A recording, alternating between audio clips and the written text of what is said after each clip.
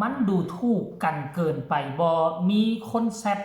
หรือว่าคอมเมนต์มาก่อกวนในช่วงขณะที่ผู้ใหญ่บ้านสายจวดไล่สดบอกว่าให้ยอมรับความจริงเจ้าบ่มีอีหยังเจ้าเฮ็ดหยังบ่เป็นวงเก่าก็ยังไปบ่รอดสิมาตั้งวงนั่นวงนี้วงใหม่ยอมรับความจริงได้แล้วยามใดก็กุมปิดงานบ่มีบ่ได้ออกงานไผสิมาจ้างว่าซั่นมันดูถูกกันเกินไปบ่ทักทายสบายดี FC แฟนคลับทุกท่านก็แล้วกันในรอบเกือบ1 ปีที่หวนคืนมาเบิงมาติดตามการเคลื่อนไหวของวงเพชรลำเพลินโดยเฉพาะช่วงนี้ทั้งแม่พรกับผู้ใหญ่บ้านสายจวดกำลังจะเปิดเขาเอิ้นว่าเปิดหมอลำน้องใหม่ซึ่งเป็นหมอลำวงย้อนยุคท่านผู้ชมปกติวงใหญ่ของเพิ่นจะเป็นหมอลำเพลินเนาะลำเพลินขนาดแท้แต่อันนี้มาเปิดหมอลำน้องใหม่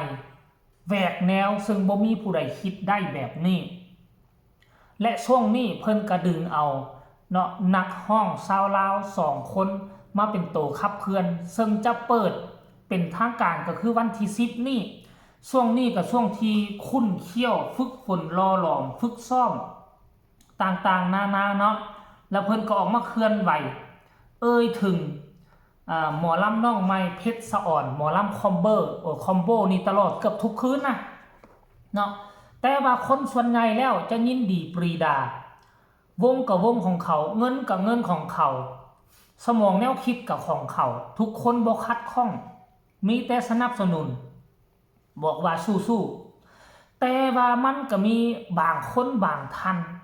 ที่ดูหมิ่นดูถูกการบริหารงานของแม่พรกับผู้ใหญ่บ้านสายจวดมีหลายคอมเมนต์เนาะซึ่งค่อยรวบรวมออกมาได้ 2-3 คอมเมนต์เพราะว่าค่อยอ่านเบิ่งแล้วคือมันบ่แม่นตำหนิติชมธรรมดามันคือดูหมิ่นดูถูกเกียรติศักดิ์ศรีกันโพดเป็นต้นแม่นคอมเมนต์นี่ทุกคนบ่เคยเห็นผลงานจักเทื่อมีแต่กลุ่มปิดไผเขาสิจ้างส่วนหลายคนจ้างเขาเบิงกลุ่มปิดบ่เป็นนี่นะทุกคนแล้วมีอีกคอมเมนต์นึงนี่นะนี่มีอีกคอมเมนต์นึงแห้งนักคอมเมนต์นี่นะเจ้าต้องยอมรับความจริงเจ้าทำได้แค่ออนไลน์กลุ่มปิดแค่นั้นแค่เท่านั้นเองความเป็นจริงแล้ววงหมอลำของเจ้าหรือวงอีหยังที่เจ้ากำลังนำเสนอมันเป็นการโปรโมทของเจ้า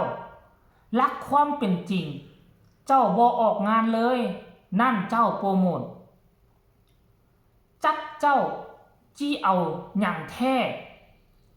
ถ้าเขาจ้างงานจริงไป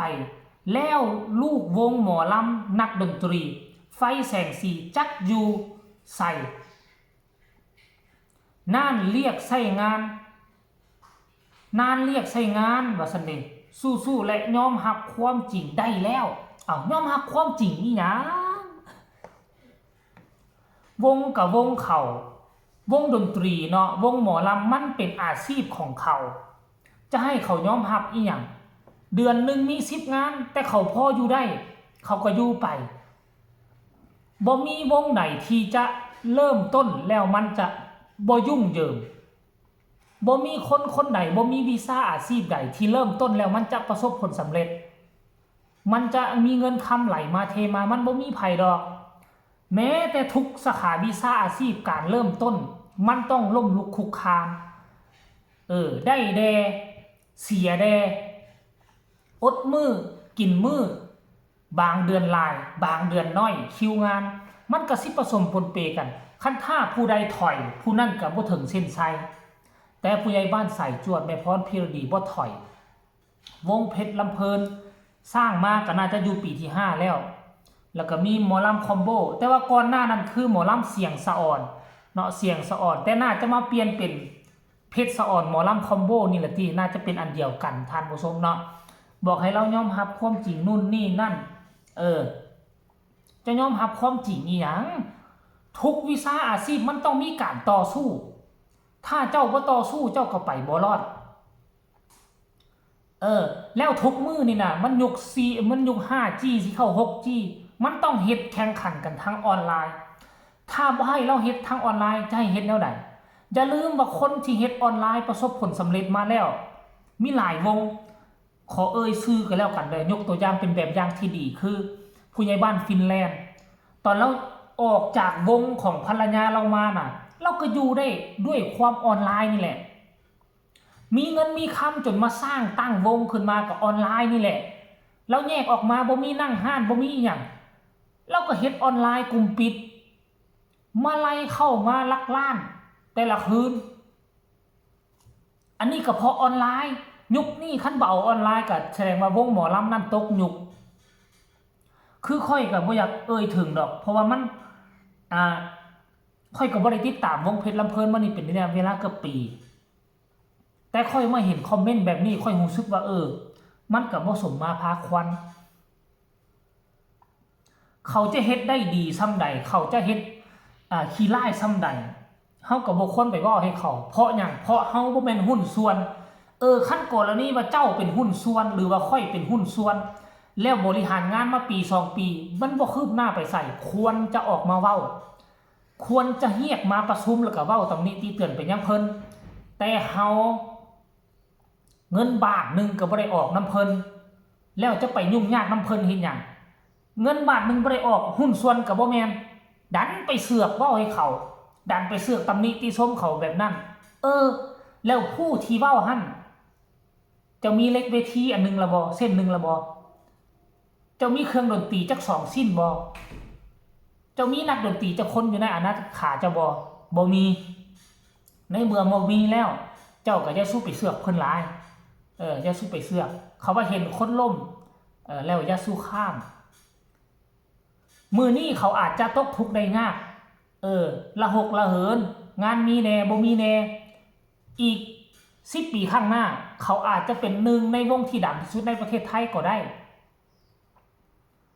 มันบ่มีอีหยังแน่นอนวงที่ดังๆอยู่ปัจจุบันนี้ว่าเป็นเบอร์1เบอร์2ของประเทศไทยอีก10ปีข้างหน้าอาจจะเป็นช่วงขาลงก็เป็นได้30ปีหลังวงเต็งหนึ่งตลอดกาลก็คือวงเสียงอีสานมาปัจจุบันนี้ก็ยังมีหลายวงที่แซงขึ้นไป